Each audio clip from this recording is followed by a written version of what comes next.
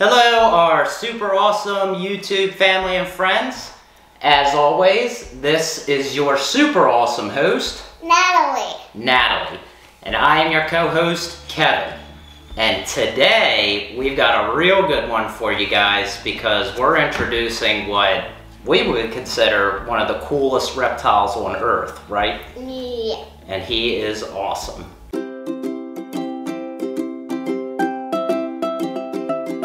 We're going to go over some general facts and cool things about this little dragon.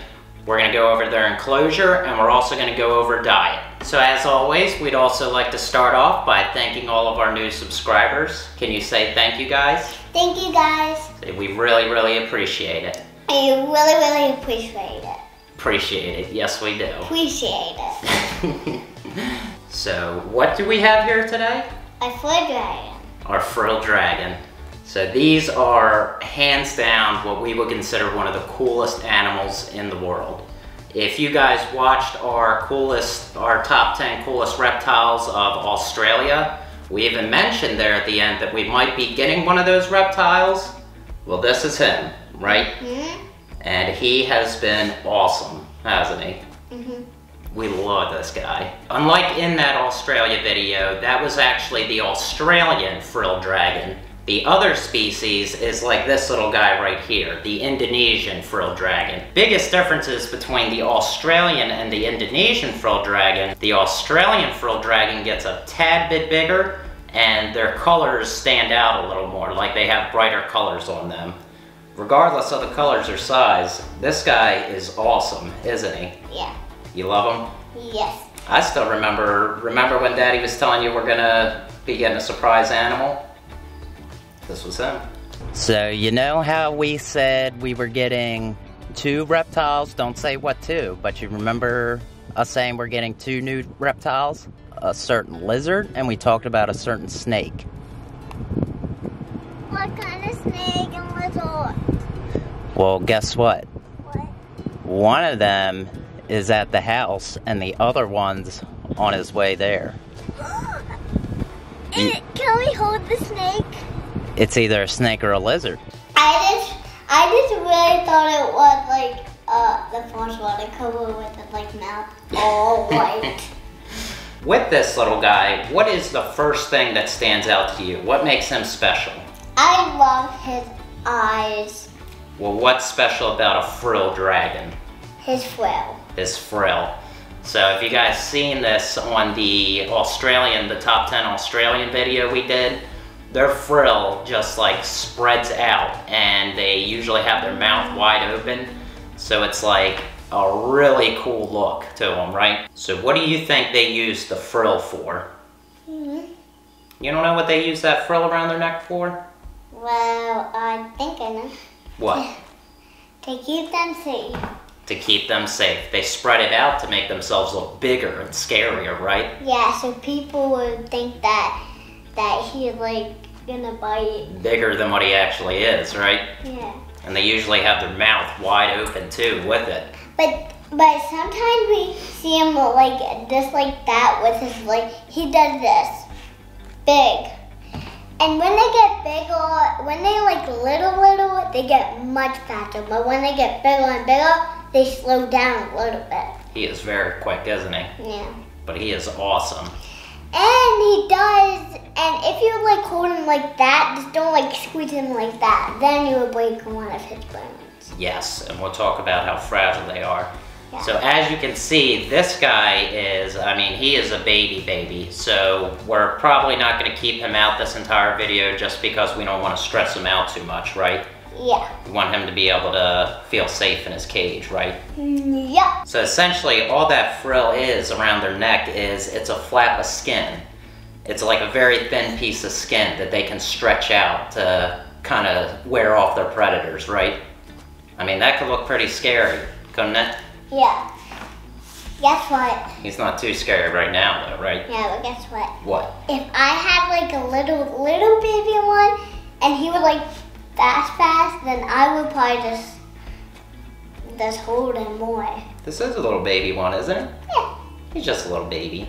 If I had like that tiny one. Me and Natalie would say that one of the only downsides to these guys is one, the frill. The frill, like we said, is just a thin flap of skin, which it becomes very susceptible to being burned, especially in the enclosure. You don't want to put his heat lamps too close, right? No, but guess what? Look, he's like this egg. It's easy, buddy. The second thing is when they're babies like this, is just how fragile they are. And you don't want to squeeze them too tightly. However, you got to hold them hard enough that they're not going to leap out of your hands.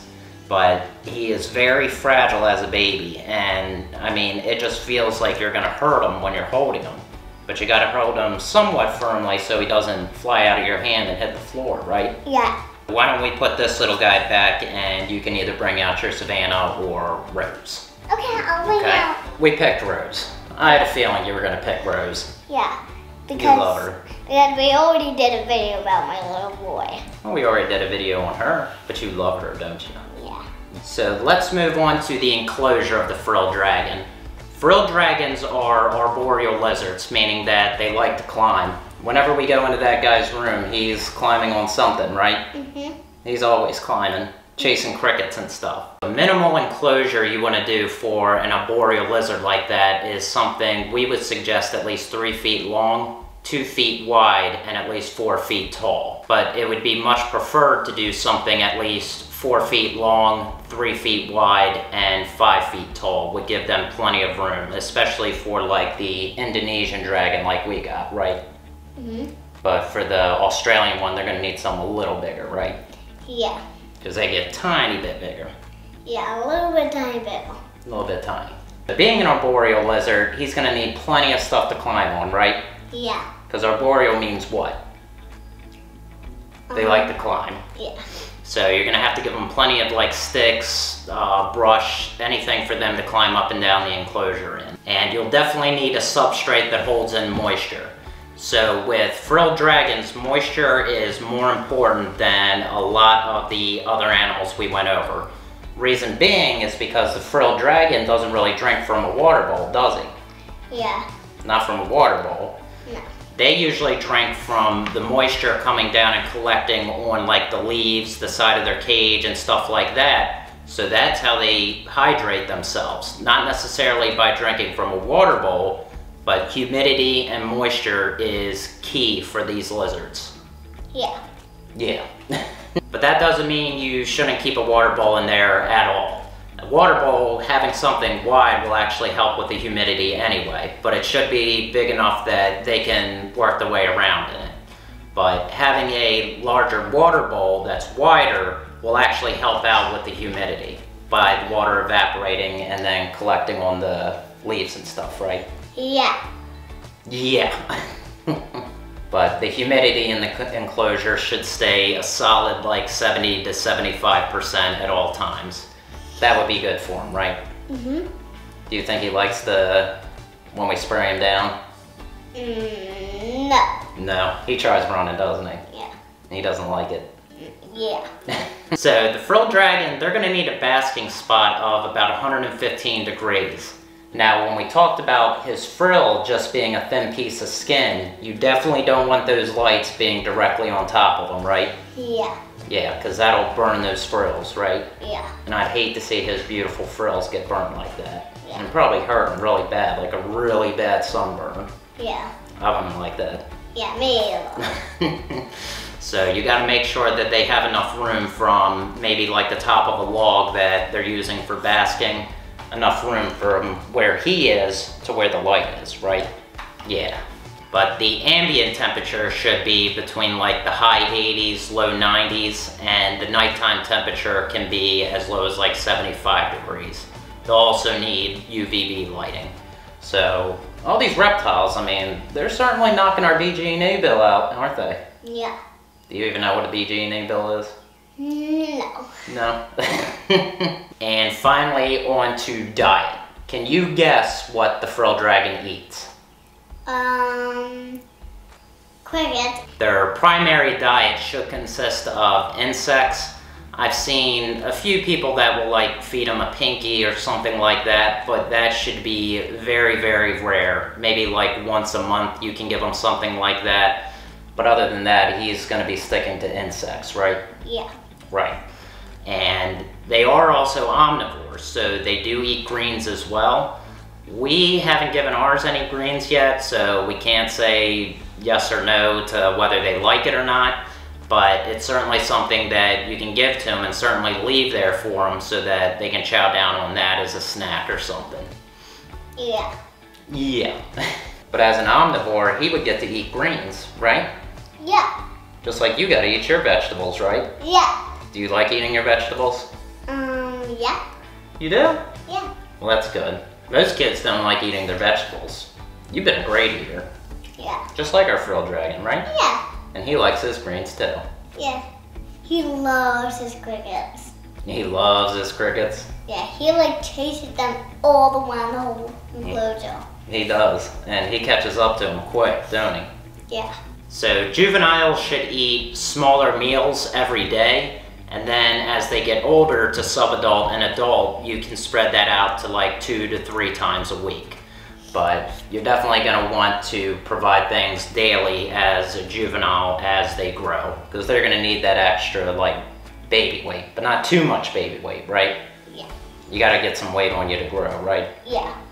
And you have to eat a vegetable to grow. And you got to eat your vegetables. You hear that, kids? Natalie said it herself. And I always eat my vegetables and my food. Yes, you do. All right, guys, but that does it for the incredibly awesome Frill Dragon. And he is incredibly awesome, is he not? Yeah. Yeah. So if you guys found this informative or you just enjoyed the video, make sure to give us a like and comment to us if you have a Frill Dragon yourself, have any questions about them, or would like to just add some information onto what we've said. And I love you all so much. Bye, guys. Bye, guys. Say we'll see you on Wednesday. Yep. Bye. Bye, guys. Make sure to say bye to Rose. Bye, guys. Bye, Rose. Bye.